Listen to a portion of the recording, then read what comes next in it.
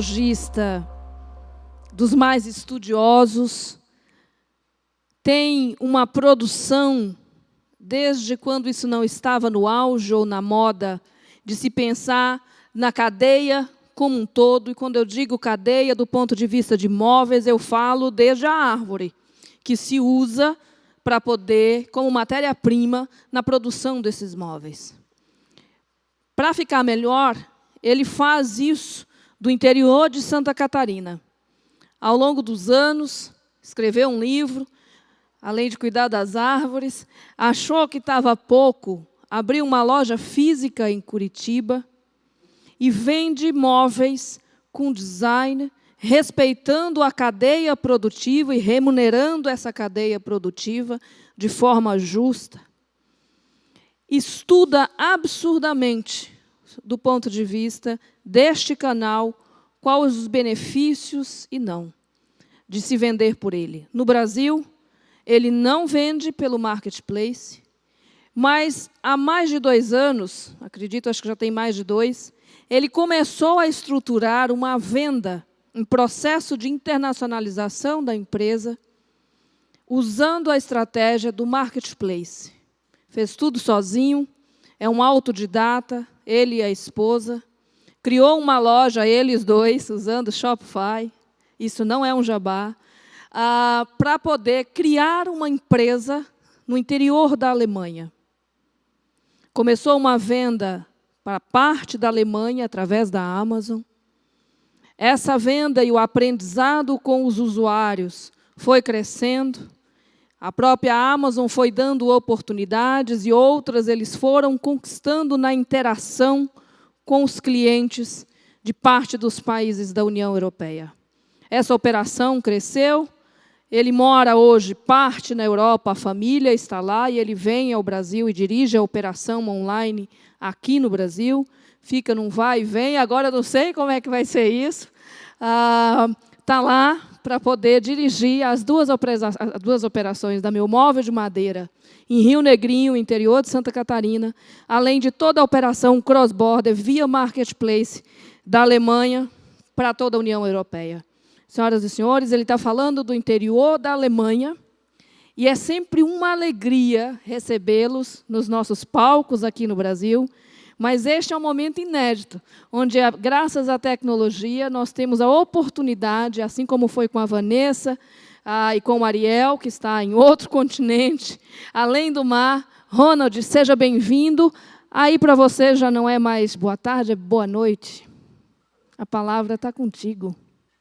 Boa noite, boa tarde, tudo bem por aí, Vivi? Tudo bem. Nos conte um pouco, Ronald, do que você está vivendo aí, da sua visão da operação aqui no Brasil. Tem muito participante da categoria de móveis no chat, e a logística, o armazenamento é sempre um problema, a produção das fotos é um problema, a montagem desses móveis é um problema. Conte um pouquinho aí como é que você está fazendo isso aí na Europa. Aí já tem uma cultura, cada um monta o seu, mas como é que faz isso? E aí, a pergunta para fechar, assim, não dá para saber que dia que você vem agora, né? Então, como é o desafio de dirigir as duas operações, uma aí e a outra aqui no Brasil à distância? Agora estou preso aqui, né? Então, vou ficar um tempinho ainda, não sei quando é que eu estou liberado para voltar para o Brasil, mas o nosso pessoal aí no Brasil tem feito um trabalho excelente também, considerando todos os desafios que nós temos agora com essa questão nova desse mercado brasileiro. É um mercado bastante complicado. A gente, como você mesma começou falando, a logística é complicada, a entrega dos produtos, ela demanda um cuidado muito grande, a montagem do produto. Felizmente, a gente vê os clientes já aprendendo bastante a respeito disso, e muitos montando sozinhos também.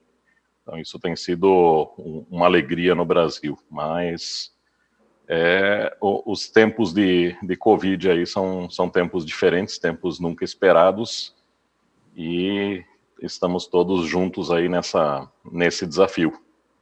Então, para mim também é um prazer estar aqui com vocês, não podendo estar presencialmente, poder ter um pouquinho da tecnologia que a gente já usa no dia a dia e poder participar um pouquinho, dando alguns pitacos, falando um pouquinho de como nós temos sentido essa operação recente e como eu acredito que quase ninguém mais acredita, não consegue mais ouvir falar sobre o corona e tudo mais, eu resolvi trazer o texto, hoje o título da minha palestra de uma forma diferente. Então, vamos voltar a falar de coisas mais amenas que corona, e eu queria saber de vocês o que vocês acham, se o marketplace é de direita ou se ele é de esquerda.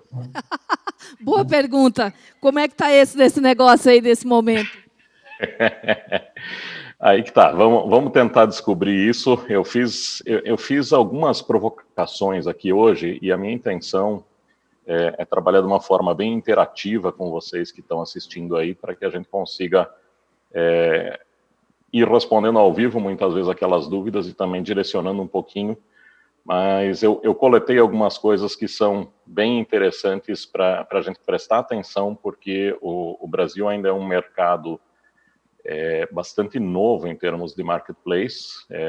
Quando você compara com o tempo que a Amazon, por exemplo, já opera marketplace nos Estados Unidos e toda a indústria que se desenvolveu em volta disso, nós vemos que ainda existe um mercado que tem muito para amadurecer no Brasil ainda. E é por isso que eu quis trazer um pouquinho dessas provocações de fora, para que a gente pudesse trabalhar um pouquinho em cima disso. Então, o meu primeiro pedido para você que está assistindo, você está vendo ali embaixo o Marketplace Live 2020, que é a hashtag oficial do evento, por favor, entre no Slido, sli.do, coloque essa hashtag e responda a pesquisa que eu deixei ali a respeito de qual é o percentual da receita que você hoje gera em Marketplace. Eu vou deixar essa pergunta ali ao vivo um tempinho para que você possa ir completando isso. Quanto que hoje em dia os nossos sellers no Brasil, o pessoal que vive de e-commerce no Brasil, tem feito em cima de receita em cima de marketplace. Então, entra ali, sli.do, Slido, lá na hashtag você só coloca o Marketplace Live 2020 e aí você já vai poder dar o teu voto que a pesquisa já está no ar ali. Enquanto isso, eu agradeço as palavras da Vivi. A gente veio do interior de Santa Catarina para o interior da Alemanha e no ano passado nós também já iniciamos uma operação nos Estados Unidos, nos mesmos moldes da Europa, que também tem sido uma operação bem interessante. Então, vale a pena a gente conversar bastante também sobre Estados Unidos, por isso vocês vão ver aqui na minha pesquisa, ou na minha apresentação, quanto que a gente precisa tomar cuidado e olhar esse mercado americano,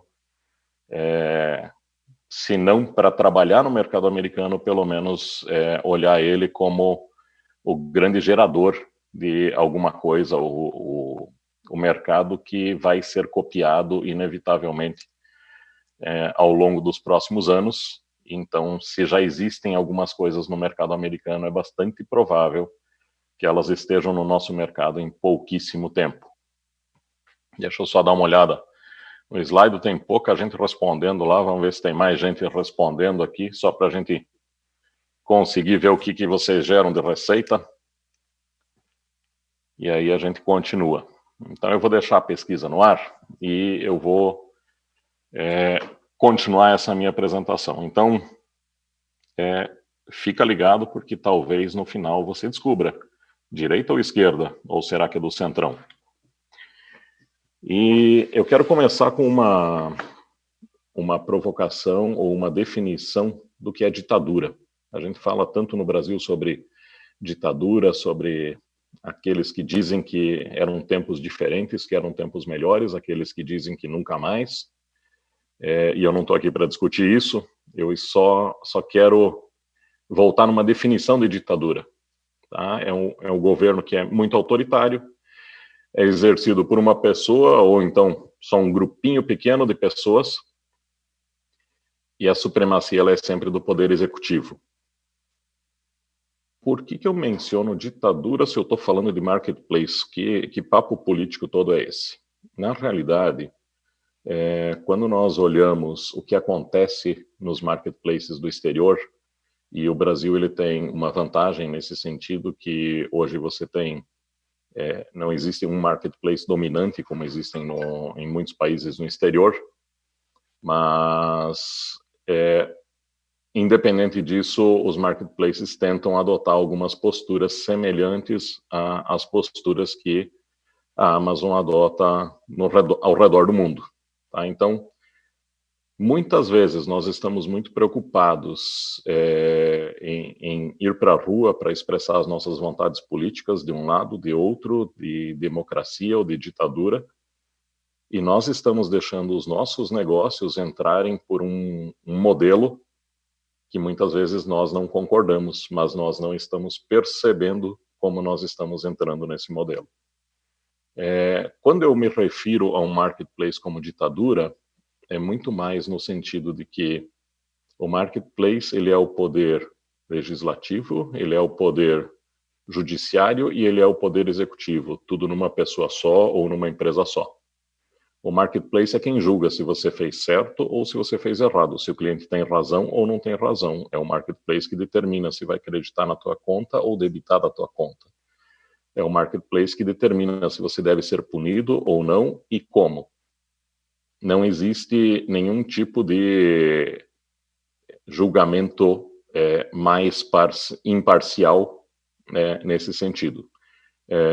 Aí, inclusive, a título de curiosidade, existe um movimento na Europa para que exista uma espécie de corte de arbitragem para as questões referentes a marketplace. Mas, independente disso estar em curso ou não, os negócios via marketplace já são negócios gigantescos, negócios que fazem toda a diferença. Então, continuando um pouquinho nesse sentido, eu queria mostrar um pouquinho para vocês. 75% dos sellers americanos com quedas acima de 50% nas vendas nos últimos 14 dias nos Estados Unidos.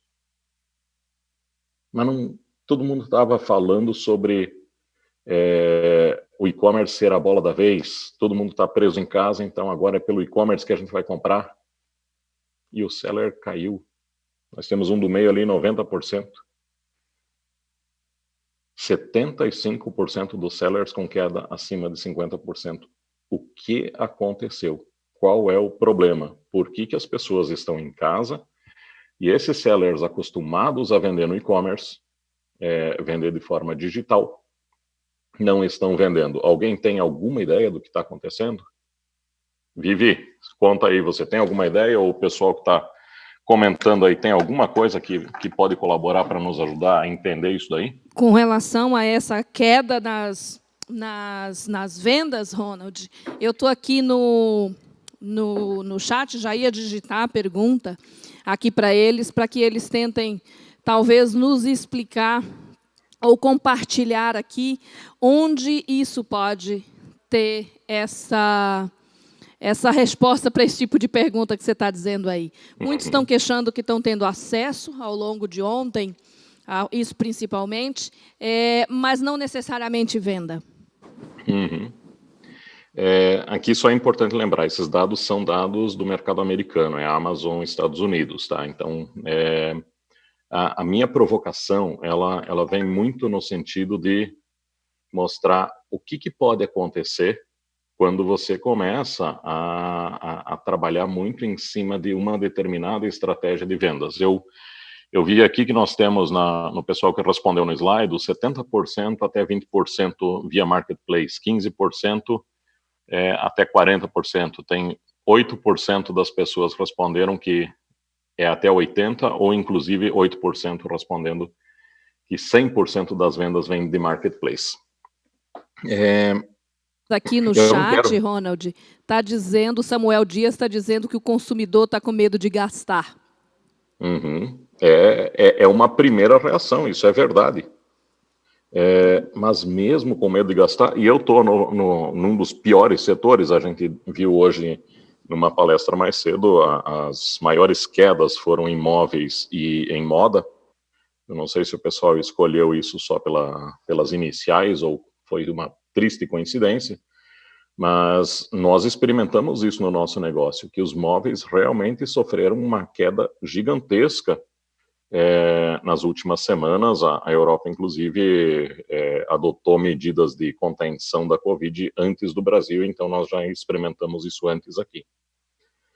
Mas o que eu quero mostrar aqui e jogar muito mais uma questão de alerta a respeito de como você desenvolve o teu negócio, porque subiu para 13% agora as pessoas que geram até 100% das vendas via marketplace. Às vezes você acha que você tem um negócio e talvez você não tenha negócio nenhum.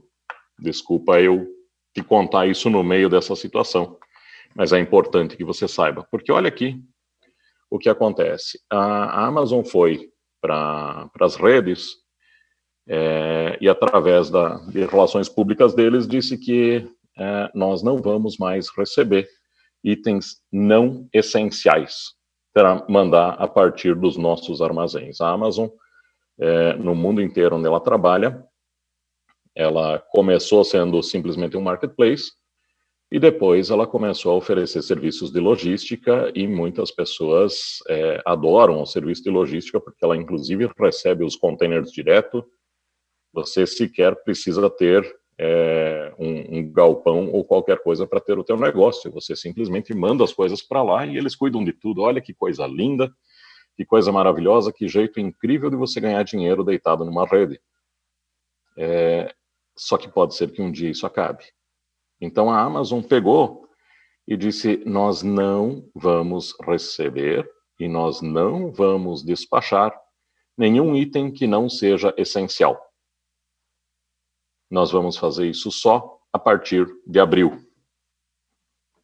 Aqui eu peguei um exemplo de uma tábua de churrasco, e talvez tábua de churrasco não seja considerada essencial pela Amazon, pelo jeito não é, porque quem conhece a Amazon sabe que as entregas costumam acontecer em 24 ou 48 horas nos Estados Unidos, e a entrega mais rápida que eles têm nesse caso aqui é 23 de abril. O que acontece se o cara chega e está acostumado a comprar no dia 26 de março e receber no dia 27 de março, e a Amazon diz: eu te entrego dia 23 de abril. A pessoa simplesmente não compra. E aí a gente começa a entender um pouquinho do que acontece, que esses sellers, 75% dos sellers, tiveram queda nas vendas.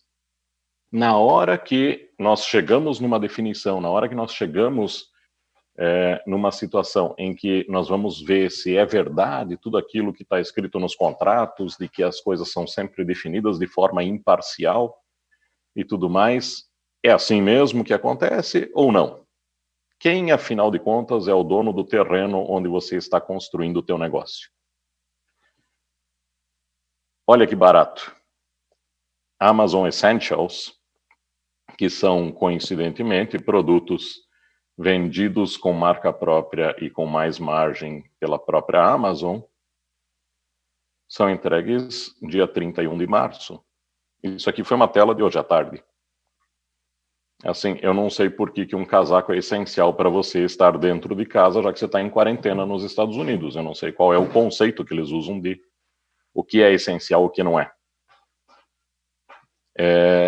E essas diferenças, elas estão todas em volta do ambiente da Amazon. São diferenças que acontecem o tempo todo. O tempo todo você tem diferenças gigantescas acontecendo. Então, na hora que nós chegamos numa situação em que se precisa determinar prioridades, onde existe uma dificuldade em relação à mão de obra, em relação a espaço de armazenagem, em relação a despachos e tudo mais,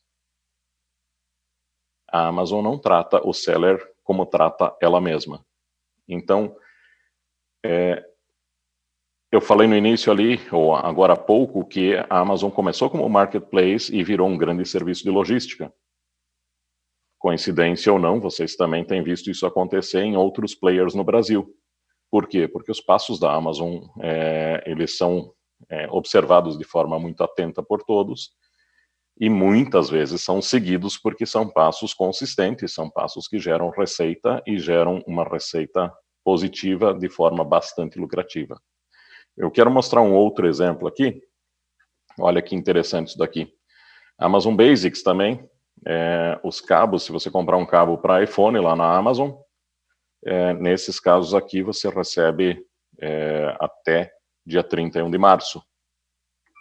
Talvez realmente em tempos de corona seja algo essencial que você tenha esses produtos na tua casa rapidamente. Pilhas, então, nem se fala. Imagina a quantidade de crianças que estão em casa e precisam de pilhas para os seus brinquedos.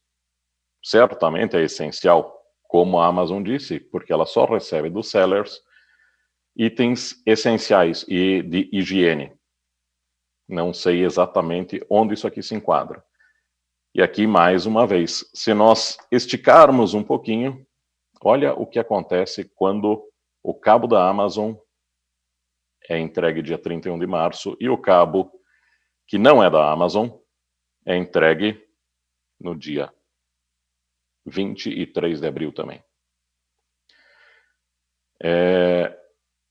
Isso é uma das coisas que eu queria aproveitar esse tempo de uma pandemia, esse tempo de negócios totalmente diferentes do usual, para chamar a tua atenção, você enquanto negócio. Muitas vezes você desenvolver o teu negócio em cima de um marketplace, isso realmente faz brilhar os olhos. Muitas vezes você tem um volume muito grande que você consegue gerar em pouquíssimo tempo. Você não tem uma despesa necessariamente de marketing acontecendo sem garantia de resultado, porque normalmente você acaba trabalhando só com a comissão que você vai pagar. Mas na hora que o negócio aperta,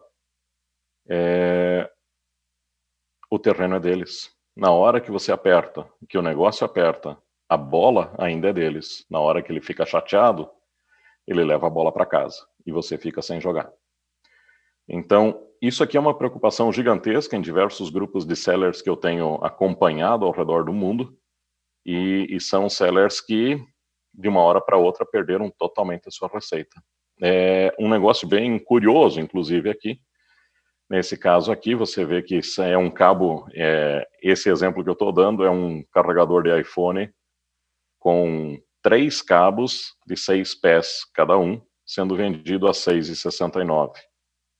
Eu queria voltar, mostrando que a Amazon Basic está vendendo ali na direita por R$ 12,99 um cabo de 6 pés, e só é um cabo, não são 3.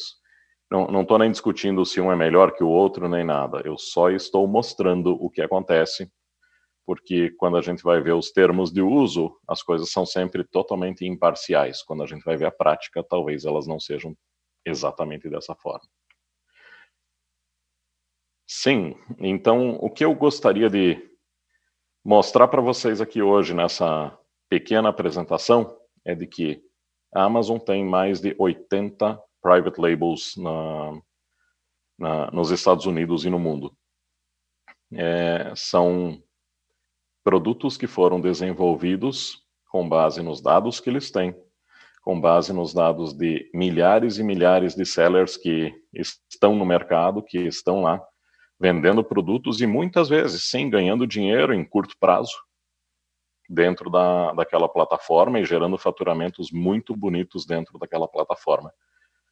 Mas, ao mesmo tempo, dentro daquela plataforma é um terreno alugado. Então, eu queria aproveitar hoje, muitas vezes nós estamos muito preocupados com o vírus, com a nossa saúde, com tudo mais, e vocês deveriam mesmo. O negócio é sério, o negócio é complicado e é um desafio para qualquer país do mundo lidar com isso. Mas aproveite esse tempo que você tem que ficar um pouquinho mais recluso para pensar em qual é a estratégia que você tem adotado dentro do teu negócio. Eu não estou dizendo que absolutamente nenhum marketplace seja do bem ou seja do mal. Estou simplesmente dizendo que eles são tão humanos quanto qualquer um de nós. E, no final das contas, quando é para pular no bote salva-vidas, talvez eles não obedeçam àquela preferência que os contratos dizem ter. E por aqui eu termino esperando algumas perguntas, alguns comentários de vocês para que a gente consiga debater sobre isso daí. Lembrando que a minha dica é que você consiga desenvolver, mesmo que com custo, uma plataforma própria, um terreninho teu, construa lá o teu puxadinho para que você tenha o teu espaço e possa trabalhar o teu espaço de uma forma rentável, de uma forma coerente e de uma forma que traga resultado para você ao longo do tempo também e que, por menor que seja, ali você pelo menos tenha a palavra final. Obrigada, Ronald. Obrigada mesmo. A gente tem uma pergunta do Nando. Ronald, qual a sua opinião sobre a venda de commodities no marketplace? Ele atua no setor automotivo. Exemplo, amortecedores COFAP são iguais para todos os vendedores. Alguma reflexão ou sugestão para ele, Ronald? Sim, eu acho que os grandes vencedores dos próximos anos serão os donos de EAN. Tá? Então, você tem o teu EAN? Ótimo, perfeito. Você não tem?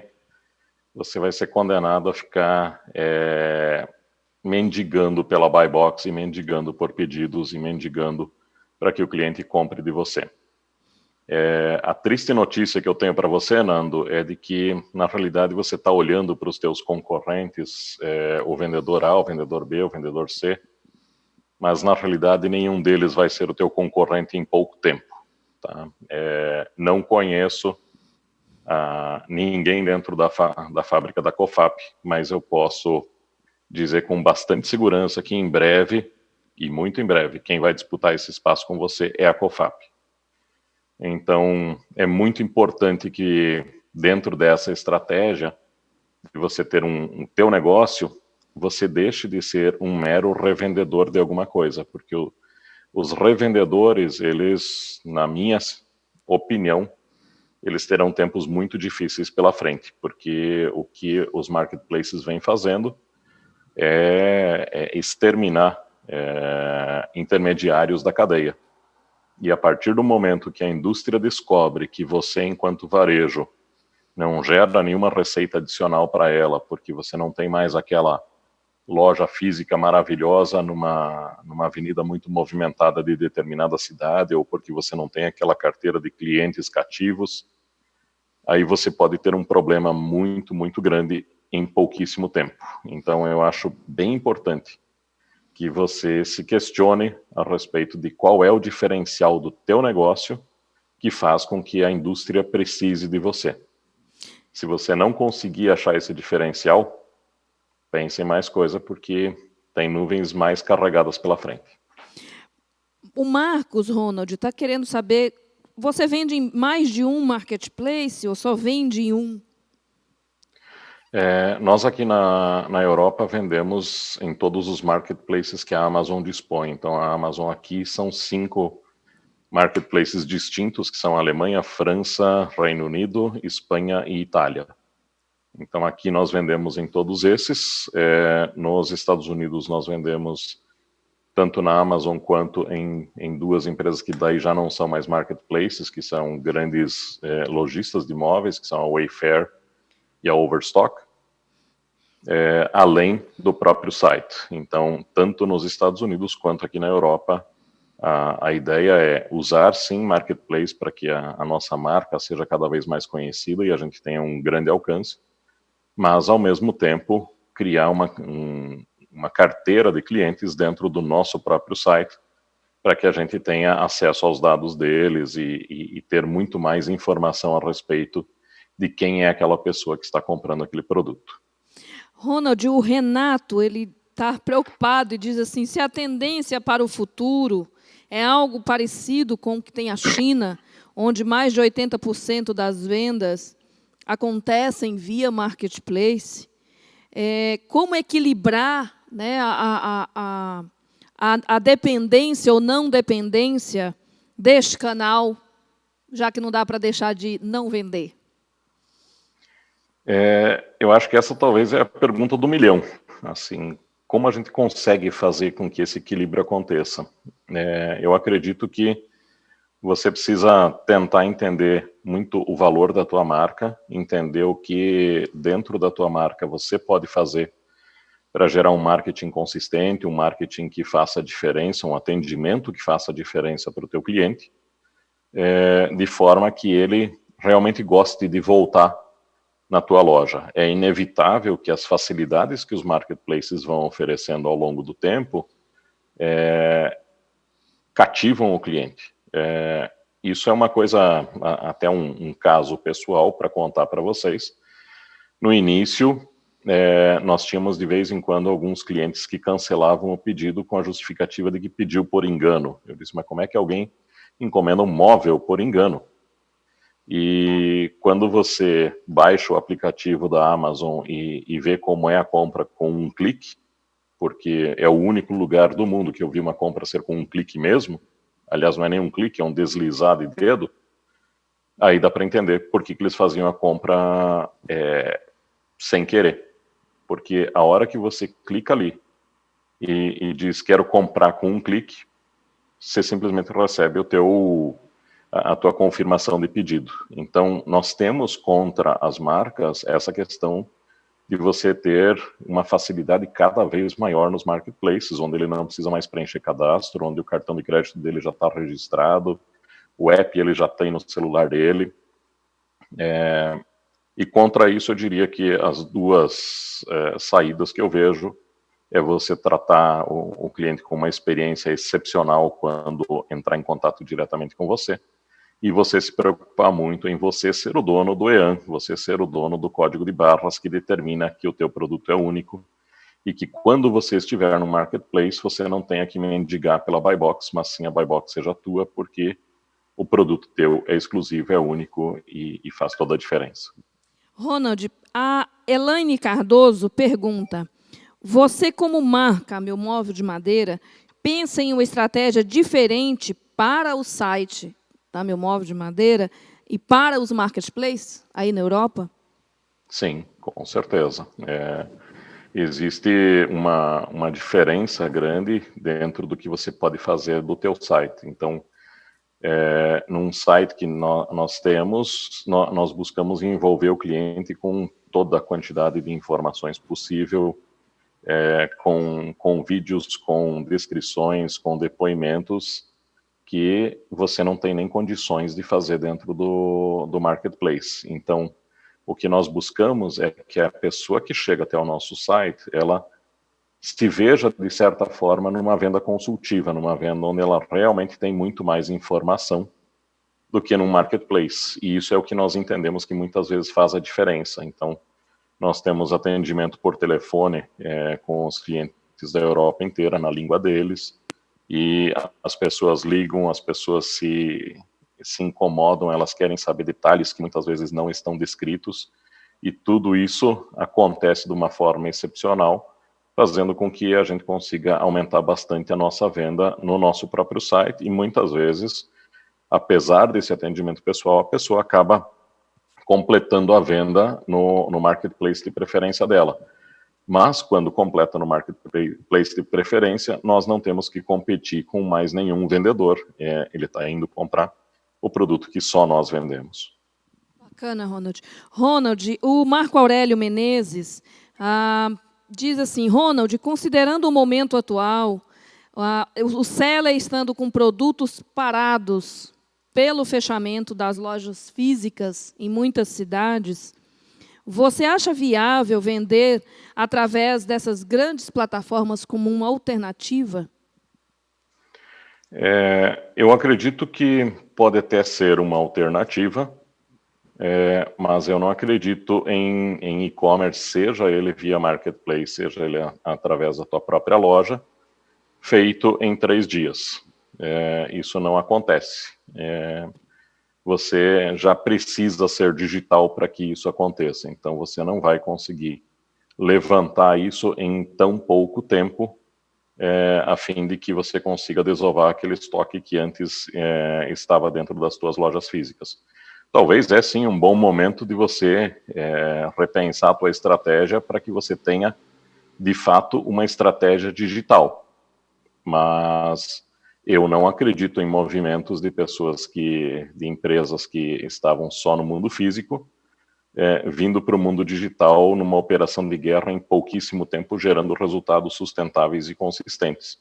Porque o mundo digital, ele difere muito, e muito mesmo, do mundo físico, e você já precisa saber um pouco mais sobre isso. É mais ou menos você querer aproveitar agora uma quarentena que você talvez tenha que cumprir de 14 dias, e com isso querer virar um atleta de primeira linha só porque você tem uma esteira em casa. Não vai adiantar. Você, depois do segundo dia, você provavelmente vai estar derrubado, porque você não tem preparo para isso, enquanto aquela pessoa que se exercita constantemente é uma pessoa que vai poder aproveitar esse tempo para ficar ainda mais veloz, ainda mais fortalecida, ou com alguns quilos a menos, quem sabe. Não dá para você trabalhar uma estratégia digital como um caminho alternativo. Ele precisa ser um caminho que faz parte da estratégia da empresa. Obrigada. Ronald, nós vamos encerrar por aqui. Muito obrigada pela gentileza, pelo esforço.